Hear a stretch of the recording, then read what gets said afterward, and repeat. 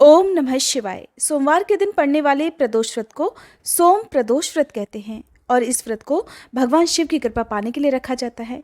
किसी भी प्रदोष व्रत में विशेष पूजा प्रदोष काल के समय की जाती है और अगर त्रयोदशी तिथि 2 दिन तक होती है तो ऐसे में प्रदोष व्रत उसी तिथि को रखना चाहिए जिस तिथि में प्रदोष काल का समय भी प्राप्त होता हो।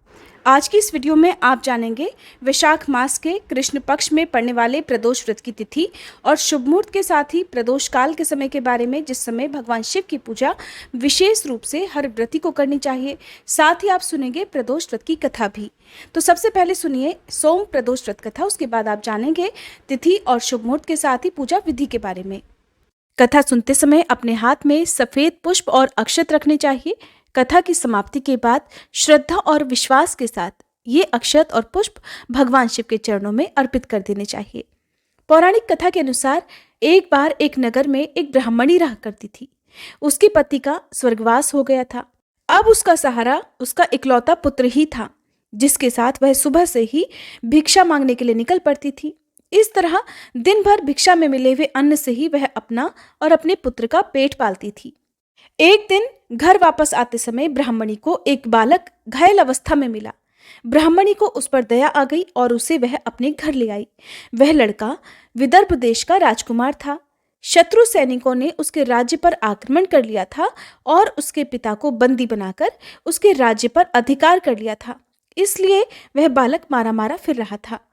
राजकुमार अब ब्राह्मणी और उसके पुत्र के साथ उनके घर में ही रहने लगा और उसके पुत्र की तरह ही पलने और बढ़ने लगा।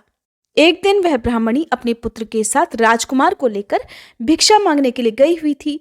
वहीं पर अंशुमति नाम की एक गंधर्व कन्या ने राजकुमार को देखा और उस पर मोहित हो गई। अगले दिन वह अपने माता पिता को राजकुमार से मिलवाने के लिए लेकर आई और कुछ ही दिनों के बाद अंशुमति के माता पिता को भगवान शंकर ने स्वप्न में आदेश दिया कि राजकुमार और अंशुमति का विवाह कर दिया जाए। उन्होंने वैसा ही किया। वह विधवा ब्राह्मणी भगवान शिव की परम भक्त थी और सारे प्रदोष व्रत रखा करती थी। उनके प्रदोष व्रत का ही प्रभाव था कि राजकुमार ने गंधर्वराज की सेना की सहायता से विदर्भ देश से शत्रुओं को भगा दिया और अपने पिता का खोया हुआ राज्य पुनः प्राप्त कर लिया और सुखपूर्वक जीवन बिताने लगा। राजकुमार ने ब्राह्मणी के पुत्र को अपना मंत्री बना लिया। ब्राह्मणी के प्रदोष व्रत के कारण भगवान शंकर की कृपा से जैसे राजकुमार और ब्राह्मणी पुत्र के दिन सुधर गए, वैसे ही भगवान शंकर अपने हर भक्तों पर कृपा बनाए रखते हैं और सबके दिन संवारते हैं।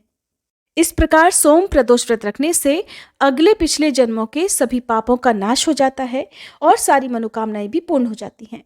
निरोगी काया की प्राप्ति होती है। पौराणिक मान्यताओं के अनुसार चंद्रदेव को पाप के कारण क्षय रोग हो गया था। इस पाप के निवारण हेतु उन्होंने भगवान शिव की पूजा अर्चना की और सोम प्रदोष व्रत रखकर प्रदोष काल में भगवान शिव का पूजन अर्चन किया। ऐसा विश्वास है कि प्रदोष काल के समय भगवान शिव बहुत ही प्रसन्न मुद्रा में होते हैं और इस समय की गई पूजा पाठ को बहुत जल्दी स्वीकार कर लेते हैं। अपने भक्तों की झोलियां खुशियों से भर देते हैं, उनकी सभी अधूरी मनोकामनाएं पूर्ण कर देते हैं। यही कारण है कि किसी भी प्रदोष व्रत में प्रदोष काल में भगवान शिव की पूजा करने का विधान है। हर महीने के कृष्ण पक्ष और शुक्ल पक्ष में त्रयोदशी तिथि को यानी 13 के दिन प्रदोष व्रत रखा जाता है। भगवान शिव को समर्पित प्रदोष व्रत रखने से जीवन की सभी मनोकामनाएं पूर्ण हो जाती हैं, सभी दुख दूर होते हैं और प्रदोष काल में की गई पूजा को भगवान शिव जल्दी स्वीकार करते हैं। इस समय भगवान शिव का जलाभिषेक, रुद्राभिषेक या पंचामृत से अभिषेक करना चाहिए। व्रत सुबह से लेकर रात तक रहता है। शाम की पूजा करने के बाद आप फलाहार ग्रहण करके अगले दिन नमक का सेवन कर सकते हैं, क्योंकि प्रदोष व्रत में नमक का सेवन करना वर्जित माना जाता है। इस दिन सुबह संकल्प लेकर विधि विधान से पूजा करें और शाम की पूजा मुख्य रूप से की जाती है, जिसमें व्रत की कथा और शिव चालीसा का पाठ, आरती और भोग आदि लगाया जाता है। शाम की पूजा में हो सके तो आप 5 रंगों से या अबीर गुलाल से रंगोली बनाएं। भगवान शिव सहित पूरे शिव परिवार की पूजा करें, धूप दीप जलाएं, ओम नमः शिवाय मंत्र का जाप करें। गंगा जल से, दूध, घी, शहद से शिवलिंग का अभिषेक कर सकते हैं और इसके साथ ही महामृत्युंजय मंत्र का, शिवाष्टक का और शिव रुद्राष्टकम का पाठ भी इस दिन किया जाता है। व्रत की कथा पढ़े या सुने बिना ये व्रत अधूरा रहता है, तो व्रत की कथा आपको जरूर पढ़नी या सुननी चाहिए। इस दिन भगवान शिव को मौसमी फलों के जूस का, गन्ने के रस का भोग लगाया जाता है। और इसी को प्रसाद रूप में ग्रहण भी किया जाता है। व्रत रखने वाले भक्तों को इस दिन शाम के समय केवल खीर का या फिर दलिए आदि का, मीठी चीज़ों का ही सेवन करना चाहिए। नमक का सेवन अगले दिन करना चाहिए। शिवलिंग की पूजा यदि आप करते हैं तो ध्यान रखें कि शिवलिंग की केवल आधी ही परिक्रमा की जाती है। अपने घर में भी आप इस दिन की पूजा कर सकते हैं।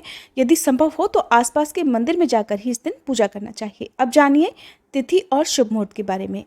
इस बार वैशाख मास के कृष्ण पक्ष में आने वाला प्रदोष व्रत है 17 अप्रैल सोमवार को, जो कि सोम प्रदोष व्रत रहेगा और व्रत भी इसी दिन रखा जाएगा। अगले दिन द्वादशी तिथि प्रदोष काल का समय प्राप्त होने से पहले पहले ही समाप्त हो रही है, इसलिए केवल एक ही दिन प्रदोष व्रत रखा जाएगा।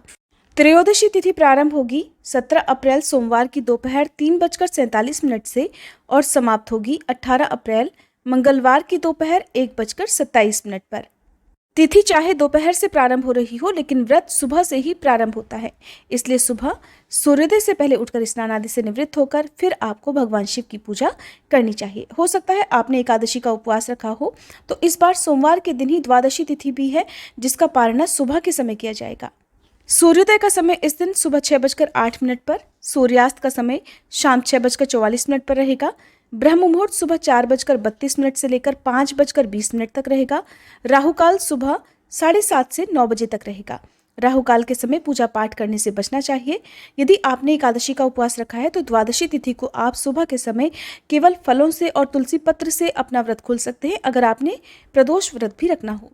प्रदोष काल का समय है शाम 5:59 से 7:29 तक। यही वो विशेष मुहूर्त है जब आपको भगवान शिव की पूजा सच्चे मन से करनी चाहिए, क्योंकि इस समय भगवान शिव बहुत ही प्रसन्न मुद्रा में होते हैं और अपने भक्तों की सभी मनोकामनाएं पूर्ण करते हैं। प्रदोष काल का समय हमेशा सूर्यास्त से 45 मिनट पहले और 45 मिनट बाद का माना जाता है, क्योंकि कोई भी प्रदोष व्रत कुंडली में यदि किसी भी प्रकार का कोई दोष हो, मांगलिक दोष हो या किसी भी ग्रह से कोई पीड़ा प्राप्त हो रही हो, तो ऐसे में उनकी शांति के लिए प्रदोष व्रत रखे जाते हैं। तो हर प्रदोष व्रत के दिन प्रदोष काल के समय नवग्रह मंत्र का भी जाप करना चाहिए। ऐसा करने से नवग्रह शांत होते हैं और अपनी कृपा बनाए रखते हैं और ग्रहों से मिलने वाली पीड़ा भी दूर हो जाती है। ये मंत्र है: ब्रह्मा मुरारी त्रिपुरांतकारी भानु शशि भूमि सुतो बुधश्च गुरुश्च शुक्र शनि राहु केतव सर्वे ग्रहा शांतिकराम भवन्तु। अगर विवाह में कोई बाधा आ रही हो या दाम्पत्य जीवन सुखद ना हो, तो ऐसे में भोलेनाथ के साथ ही माता पार्वती जी के इन मंत्रों का जाप करना चाहिए। ये मंत्र हैं: ओम शिवाय नमः, ओम उमाय नमः, ओम पार्वत्यै नमः, ओम जगद्धात्रे नमः, ओम जगत प्रतिष्ठाय नमः, ओम शांति रूपिण्यै नमः। अपने हाथ में लाल पुष्प रखकर इन मंत्रों का जितनी देर तक भी संभव हो सच्चे मन से जाप करना चाहिए और फिर अंत में श्रद्धा के साथ ये पुष्प माता पार्वती जी के चरणों में अर्पित कर देना चाहिए और अपनी मनोकामना की पूर्ति के लिए प्रार्थना करना चाहिए। उम्मीद है ये जानकारी आपको पसंद आई होगी। वीडियो अगर अच्छी लगी हो तो प्लीज़ वीडियो को लाइक करके, चैनल को सब्सक्राइब नहीं किया हो तो ज़रूर कर लीजिएगा।